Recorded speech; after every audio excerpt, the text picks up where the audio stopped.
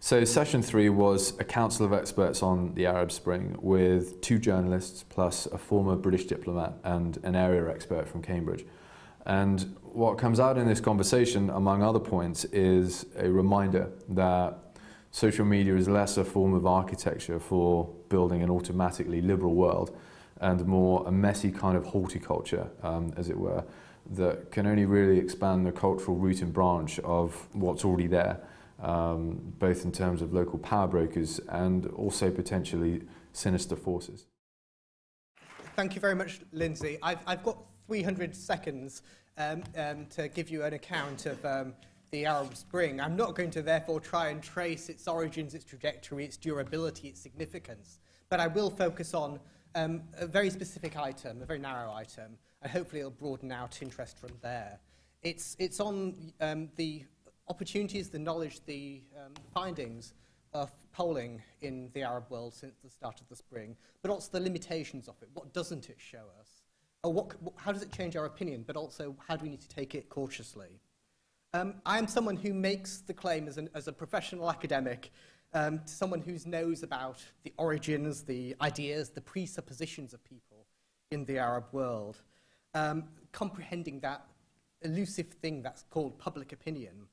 And my knowledge, of course, is usually based around the conversations I have in the Arab world, the meetings I have with people, the phrases that they come out with that are memorable, the graffiti I see, the things that people tell me.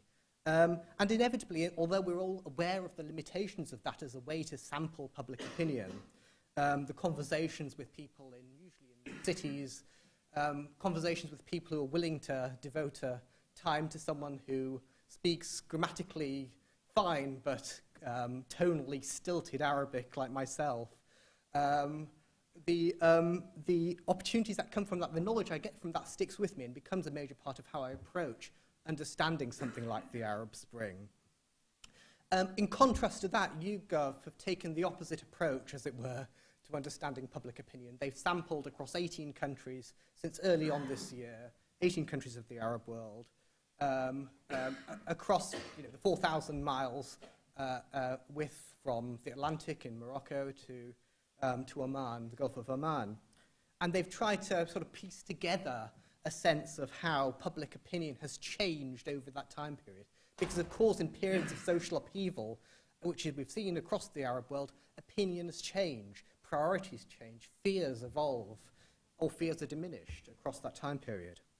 So I'm going to present very quickly to you what I think as being some of the ways in which this illustrates or enlightens our approaches to the Arab Spring.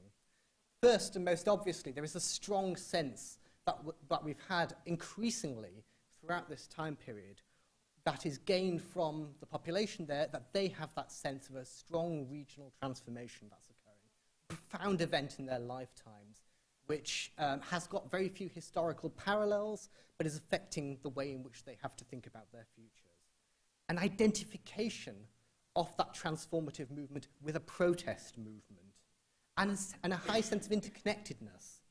There is an intense sense to which events in one place affect what's happening elsewhere. A strong interest from people in one country about what's happening in the rest of the Arab world, and the developments and how they affect them there in their home countries. But on the other side, there is a very strong sense, which is striking, of diversity between different Arab states. And this is what I want to concentrate on in what I'm going to say for the rest of this presentation. That's the diversity in terms of the types of participants, their social concerns, and their stated values. They've all grown over the period of the uprising. This diversity has increased rather than decreased over the period of the uprising, as coherent national consensuses develop around specific themes in different Arab countries. And that, I think, makes us question our approach to understanding the Arab Spring. I'm going to go over that. The types of participants, firstly. Let's take the common line that's given in commentaries about the Arab Spring, that it's a revolt led by the youth who are facing unemployment or underemployment in the context of a declining economy. That's a very common view one hears about the youth bulge in the explanation of the Arab Spring. And that may work fairly well in some cases. In Bahrain, for example, and those most highly concerned about their own individual economic situation, their own financial predicament, are also most highly likely to be strongly supportive of protests compared to those who are economically secure. So the economically insecure are more likely to be on the streets protesting, taking part in public rallies or street protests, than those who are financially secure. But in Jordan, in Morocco to a slightly lesser extent, it's the other way around. Those who've got the strongest confidence in their own economic strength, their own economic resilience as individuals, are also those who are likely to be out protesting. The explanation for that comes, of course, from historical patterns. Economic insecurity, parallel sectarian affiliations to a significant degree in Bahrain, while the monarchy in Jordan, and to some extent Morocco, has been largely successful in presenting itself as the defender of some poorer social groups. So you have a situation here where protest movements that highly identify with each other, protest movements in Jordan draw heavily upon, say, for example, the rhetorics and discourse of protest movements in Tunisia and Egypt, actually involve predominantly socially different groups from one another. Let's take age, a second category. We often hear about how this is a revolt of the young. It's a rhetoric that's been taken up by many of the groups themselves and calling themselves the revolution of the youth in many Arab countries. In Egypt, the 18 to 24 age band reports a lower rate of personal involvement in protest and political rallies than any other age demographic. The over 40s are more likely to be engaged in protest, and they're the group who also use social media most for political purposes in Egypt. That's maybe a surprise to many of us who don't see that in reportage, but it's something that comes out through the YouGov polling. In Saudi Arabia, it's not so much a case of street protests, because there haven't been many in Saudi Arabia, but those who articulate support for the Arab Spring as an idea, as a political project. The middle-aged people are much more likely than their elders or their youngers to be articulating support for the Arab Spring. In Bahrain, it's the young, in both Sunni and Shia communities, who are more likely to support, much more likely to support the Arab Spring. That complicates our picture of what the Arab Spring is. Second category, social concerns. The explanation that people give for why the Arab Spring has developed, as and when it has, differ enormously from country to country. There are certain common terms that are frequently used, like corruption, the corruption of the political elite.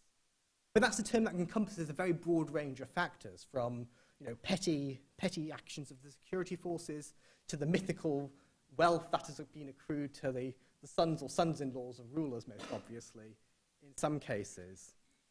But when you break down what people mean by corruption, there you see their concerns differing significantly. Across the region, there's almost no difference between those who have families or who themselves have been affected by unemployment and those who haven't in their support for the Arab Spring. 42% of people who say across the region that they have been significantly affected by unemployment are also strong supporters of the Arab Spring. 38% of those who say they haven't been affected by unemployment say they're also strongly in favour of the Arab Spring. It's worth noting that concern about unemployment is most consistently expressed in countries that haven't experienced significant social uprisings over the past 9 months. One exception is Morocco, where there have been both protests and where concern over unemployment is profound. But in other countries, it's the instinctive link we make between people's fear about their employment situation and protest doesn't actually hold up. A similar thing occurs with social media, where the countries in which people have the greatest use of social media, who use Facebook the most, are also don't parallel those countries in which protest has been most significant. Finally, social values.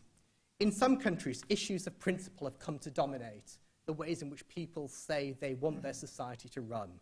In Bahrain, civil equality is the predominant theme through which political aspirations are articulated.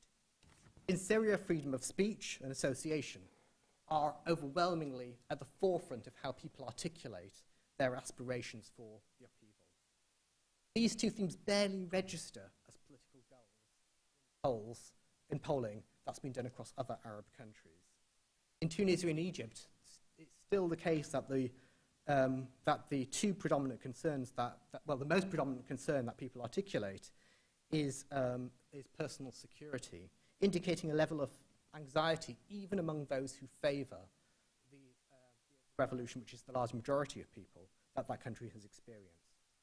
In Yemen, declining personal incomes are the chief concern of those who support the Arab Spring, but in most Arab countries, those who report real or anticipated increases in their personal income are more likely to support the revolutionary movements, the Arab Spring, than those who are suffering income decreases.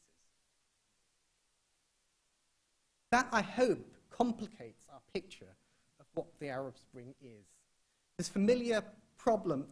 are familiar problems with poll-based research in these cases. These are a series of static portraits at specific times that are taken across a 7-month period. They don't give explanations. There's a high degree of variation between populations in how questions are asked. So in certain pollings, depending on how you ask the questions, in which order you ask the questions, the results you get are different. We all know those problems with poll-based research. And more particularly, by looking at individual opinions only, we don't get to see the social dynamics of protest movements, on whose initiative protests are launched, who took the risks, what social hierarchies are upended or overturned in the process of political revolt. But what I hope the polling does do, is encourage us to move away from simple narratives of the Arab Spring, with single causes and characterizations, and towards more nuanced readings of what's going on across the Arab world. Opinion polls don't provide us with the last word on the Arab Spring. In fact, it's my opinion, we've barely uttered the first word in explaining what the Arab Spring's potential has been. The promise of social media beyond the West is what, in my opinion, has inspired and sustained the Arab world. We have learned beyond doubt in 2011. What we have learned is that modern democracy movements in the Middle East and North Africa are as media aware as modern governments. And they realize that their message is often as important as their actions, and that persuading a global audience that they are doing the right thing is of paramount.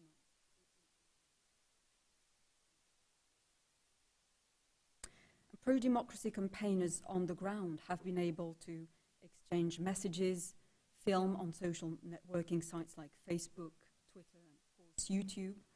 And remember that this is a relatively new development, and yet it has had a massive impact in getting ordinary people out on the street. And while revolutions were once abstract, distant affairs, pretty much anybody nowadays with a laptop or a smartphone can not only learn about their progress through social media, but indeed contribute to their progress as well. And this is very promising indeed. But the main peril is, of course, to those in power. Autocrats were once pretty good at controlling media information and making sure that only their own message was the one broadcast or published. But of course, this is pretty much impossible with social media around. I'm convinced that there is more than one kind of revolution taking place. Arabs are essentially uniting for the fundamentals. They want jobs, housing, and human rights. Vibrant economy and a democratic future. But they have also latched onto a revolution in a way in which crucial information is revealed, distributed, and analyzed. And in the early days of the revolutions in Tunisia and Egypt, social media drove the revolutions. Powerful, professional media organizations also getting behind the simple messages, but only after social media. Why did the revolutions happen? Where would they lead? What influence were they going to have on the balance of power in the world? Influencing them. So these were the kinds of complicated messages which needed investigating and answering. And the early answers came from social media. On a more practical level, though, social media was answering the questions about where crowds would gather on a given day to start demonstrating, and nothing in human history has offered a more democratic and efficient planning system than social media. And yes, crowds could gather to demonstrate following a Friday prayers in the park, but it would have been very difficult to rearrange a later meeting without social media. And sites like Facebook and Twitter provided an instant means of wrong-footing security forces and arranging gatherers well away from them at extremely short notice. And it's certainly no coincidence that now deposed dictators like Ben Ali in Tunisia or Mubarak in Egypt put huge efforts into suppressing both new and old media. And this ranged from reporters and cameramen being arrested, attacked or kidnapped, bureaus being ransacked, but also internet service providers being shut down. The fact that David Cameron muted shutting down Facebook following the recent domestic rights in Britain, prime ministers in Western democracies fear social media, then you can imagine the fear, the terror it instills in Middle Eastern and North African dictators. But today we're of course talking about within the more decent, respectable troublemakers of the Middle East and North Africa. And in my opinion, they will continue to fulfill the promise of social media. They continue to use it to create democratic institutions in countries like Egypt. And as the spirit of revolution spreads to other parts of the Arab world, those nominally in charge of the mass global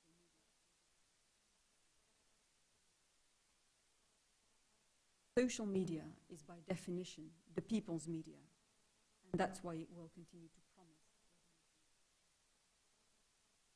Thank you, Nabila. Clearly, a lot of fungibility about the understanding of how democracy is going to evolve in the Arab lands. And further, I think, aspect of uncertainty in the United States is that, in fact, the use of the word Arab Spring has now been banned in official circles. We tried to go away from Arab Spring and went to Arab Spring was too much like the uprisings in Eastern Europe. So it was migrated to revolution. Revolution was a bit too edgy for Washington. Anyway, it's now change in the Arab lands. So anyway, the United States now on the side of history being democracy. However, the United States has not yet fully escaped from that dilemma which it's always had in the Middle East, a dilemma between choice between stability and democracy. This is something that Condoleezza Rice tried to get away from in her famous speech at AUC in 2005. President Obama, Secretary of State Clinton have also had other goes at solving this dilemma. But it's clear that the United States is still picking winners and losers in the democracy race. It's much easier to criticize people whose names are Ben Ali, and Gaddafi, and Bashar al-Assad than it is to criticize people whose names end in El Saud or Khalifa. And I think that's certainly going to continue, that the United States is going to maneuver around the changes which are happening in the Arab lands and will be picking favorites. A second point is that the war on terrorism is still very much predominant in US policy thinking. Obviously, it's the anniversary of 9/11 this coming Sunday, and you'll see a tremendous outpouring of commemorative events on that occasion, all of which will probably work slightly counterculturally to what we're talking about today. And this is where you see the fact that the war on terrorism is still so very important, is that in Yemen, you have a slightly conflicted approach to change in because the previous government has been so supportive of US clandestine intervention in parts of the world. And talking of clandestine intervention, you're certainly going to see the continuation of drone strikes and of targeted assassinations from time to time, should that be decided as desirable by the US administration. Another point to bear in mind when thinking about US policy on this issue is that the policymakers are certainly going to be trying to leverage opinion in the new emerging governments about Iran and to consolidate some form of anti-coalition. So there will be breaks given, I'm sure, to the Saudis, to the other Gulfies, if they can assure Washington that they will remain solid in the event of deterioration between Washington and Tehran. We're just beginning now in Washington to see a slight uptick on that front. Out in the press, there's a little bit of concern inside official quarters that the events in the Arab lands, the Arab Spring, if you want to call it that, has distracted attention away from Tehran's alleged nuclear program. So I think you're just seeing a slight rise in concern on that issue. And that's certainly going to colour American policy in that area. Suggestions that Iran is supporting elements is going to be something which is negative for any. I think the last point to bear in mind about American policy on this particular issue is the complete attempt to disaggregate Israel from developments in the Arab Spring. The events which are going on in the streets of Tel Aviv right now are not seen in any shape or form as being connected with the protest movement elsewhere in the region. If, for example, somehow these developments were to lead to an overthrow of Hamas, that would be a totally different story. But the idea that somehow the US policy towards the Middle East peace process should be a part of its consideration I think is probably not going to happen at all. So that's really a very quick summary of some of the sort of headlines of where I think American policies are on this issue.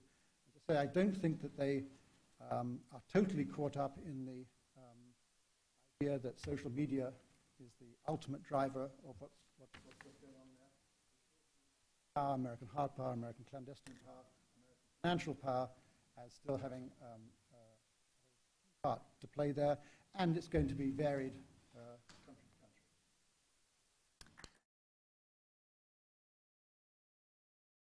country. I was just interested in the question that was asked about the way in which religious sheikhs and religious leaders go about organising the construction of their own authority on the internet. And I think that is an intense battle that takes place in many religious spaces on the internet, whereby you have this consistent battle between those who are religious innovators, those who claim authority without really the credentials, and the fight back from the old guard, as it were, who say, I am the imam of this mosque or this institution, and therefore I should be the one to whom you should direct your questions, to whom you should defer. It's that whole battle about the way in which authority is constructed on the internet. And that almost came out implicitly out of Jimmy Wales's talk this morning, the way in which people go about setting themselves up as authorities or reliably informed and able, therefore, to guide people. And that is an online battle as well as a battle in particular geographical spaces. So I think that is a very interesting way to go about looking at the way in which the internet is used as a religious battleground as well as a political one. Nabila, do you want to take any of those points? Yes, about the role of mosques. I would have a slightly different approach. I mean, having been in mosques during the revolution in Egypt, for example, religious leaders, but also Muslims, worshippers, relied heavily on the use of social media to organize themselves. There were no exception, but they were also making constantly the point that it was a revolution for, by all Egyptian people, and they were very careful not to be seen as, driving the revolution, and they certainly didn't want the revolution to be an Islamic revolution. So, and bloggers with clear Muslim affiliation made that abundantly clear as well. So I would say in the case of Egypt, for example, and in other Arab countries, even though Friday, which is of course the day of prayer, has come to become the day of anger, the day of protest, it didn't have any particular religious significance, given that we're talking mainly about wide-scale revolutions. I mean, I think the point you're raising here is that governments are extremely interested in the cyber world. They're interested in the cyber world both for defensive purposes, which they will talk about and release strategies for, and national decision papers, and put amounts of money beside. They're also much less willing to talk about it, but there is an offensive capacity being developed, of which Stuxnet is reputedly one. And another thing which is sort of beyond the scope of this discussion, but cybercrime is a huge, huge phenomenon. So in a sense, when we talk about the Arab Spring, I suppose maybe we run the danger of being a little bit sort of benign or naive in our approach. There's a much broader and in some ways sinister aspects as well. Things that's very interesting the Chinese government has done is it employs pro-government students on a part-time basis to direct the conversation on chat rooms and social media sites and so on. So you pop up as, you know, Yang from wherever, and you say, I think it's appalling, all these demonstrations that are going on, and things like that. And so, yes, and I think they've been extremely effective in some places doing that. Glen, do you want to talk to that? You can talk wherever you want. You are free. Just a couple of points on that one. I think it is interesting to see how regimes also organise through social media. And two examples come to mind. One is the case that Lindsey mentioned, the Persian Spring, Iran in 2009-10. Where still the most intense use of social media came from Qom, the religious centerpiece of the Iranian administration. It's the religious students at Qom who use social media more than any other group in Iranian society to put out a view that conforms in large part, not exclusively, but in large part, with the Iranian government's perspective in Iran. The other case that comes to mind is the famous case where, in the Egyptian revolution earlier this year, the pro-Mubarak supporters, those who were dismissed, I think, a bit too readily as thugs in popular press, were also organising themselves to confront the Tahrir Square demonstrators through social media. They were organising themselves to go out into the streets and, say, throw stones at the protesters through social media vehicles. So it cuts both ways, and I think we have to be very careful not to fall into this deterministic trap of thinking because there is a spread of social media, freedom follows. I think that's a very dangerous way to mistake to make, because can often... I ask Nabila to come in on that? Yeah, I mean, very quickly, it's of course not a one-sided narrative. You're absolutely right to point to that very important aspect. And to mention another example, I was thinking of Syria, for example, where Facebook was shut down until very recently. And when the demonstration started, one of the measures that the government put in place is to lift the ban on Facebook to appear to make a gesture towards introducing more freedom of expression. But in fact, it was also, of course, used for surveillance, and so that they could, keep tabs on the activities of demonstrators and be more efficient in cracking down effectively. You do also have some rather marvellous examples of the clumsy use of social media by governments. In Iran, before the demonstrations, they were terribly worried about lesbianism for some reason, and people looking up lesbianism online. So if you put in anything starting LES, I put in Les Parapluies de Cherbourg, and it came up as server not available.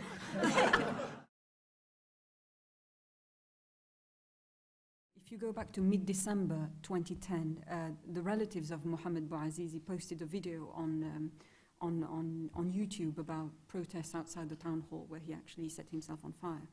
And the video was aired by Al Jazeera Mubashir live television, which is a new media organization which trawls the internet for videos from across the Arab world. And it picked up on that video.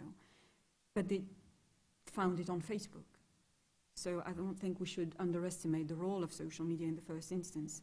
And interestingly, only a small core of activists dared to repost the videos on Facebook or even to put a like under it until Ben Ali's final hours, effectively.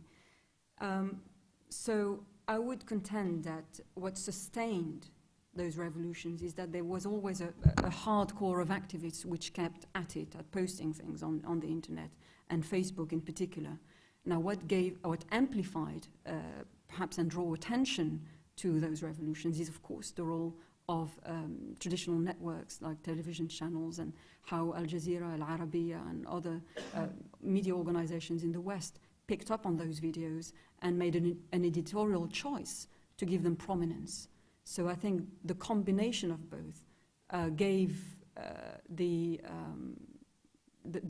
made those revolutions more prominent on the news agenda. Yeah, and I would just add from my experience there that when you're talking to people, particularly in Libya, Al Jazeera, Arabiya, that was, people would be talking about those TV stations a lot more than they would be talking about Facebook. It was probably because Gaddafi cut the internet after the 17th, so you couldn't get it. It is interesting that in polling since the start of this year, across all 18 Arab countries surveyed, every single one, television, international satellite television, is the predominant source of people's information and politics, not compared to the internet and other sources. National television is hardly used at all, is hardly rated at all as a reliable source. So I think very much that comment was very well phrased in that respect. The tone of the last two comments I very much agree with, that social media becomes a tool of organisation, but it becomes a tool in which organisation can be undertaken very rapidly. And I think in that sense, at least, we have to understand the extent to which politics transforms with the ability to form groups quickly, to organise protests quickly, whether that be on issues we agree with or we don't agree with, on issues that support a regime that we believe is tyrannical or oppose that regime. So in that sense, at least, there is a transformation, I think, in the politics of many popular spaces in the Middle East, but it may not be a transformation that we ourselves necessarily equate with the cause of freedom and democracy. But in that case, it's sort of like anything else. Radio can be used for, in the developing world, but can be used for soap operas which, help people, improve their hygiene. There was also Radio Mille Collines in Rwanda, which told people to go out and kill their neighbours. Any technology can be used either way. I think the questions, ones that highlight the agnostic quality of social media are very important to listen to. I suppose the syllogism in Washington sort of goes, I and my friends use the social media, you and my enemies are hackers. And I think that sort of crystallizes the way these forces can move in both directions.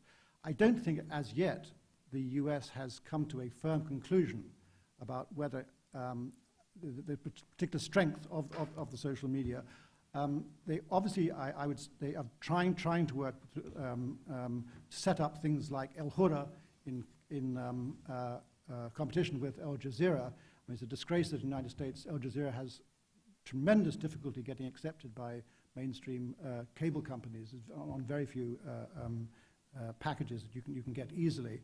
I would say that probably the prevailing thought is that social media still needs to be understood as an element of international relations, but that if you're trying to work against the grain of social media, you're going to have a much harder time. You're going to have to deploy more hard power.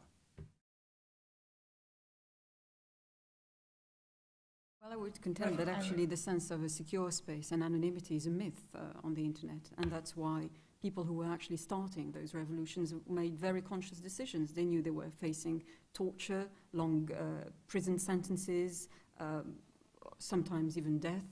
And in the case of Tunisia, for example, when we had two young dedicated men who decided to take up the cause of Mohamed Bouazizi initially, and they started to post anti-government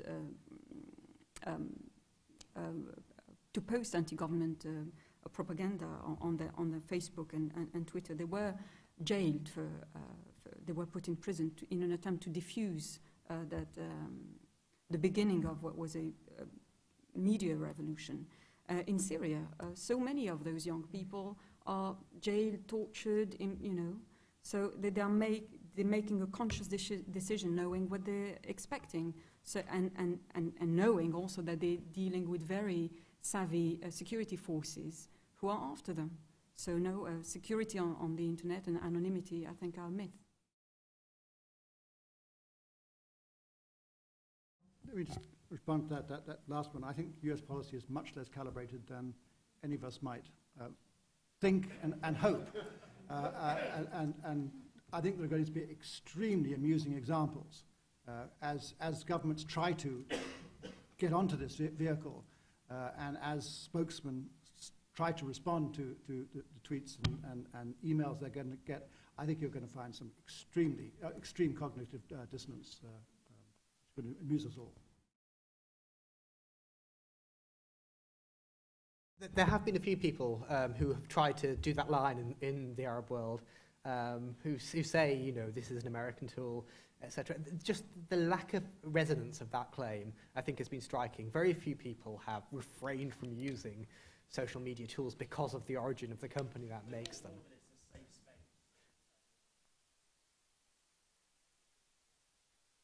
Yes, exactly. I mean, in that sense of a secure space within which discussions can be held, that alliances can be built, that debate can be organised. I think in that sense, at least, it's domesticated. It's not something that is seen as coming from outside their own particular political spaces.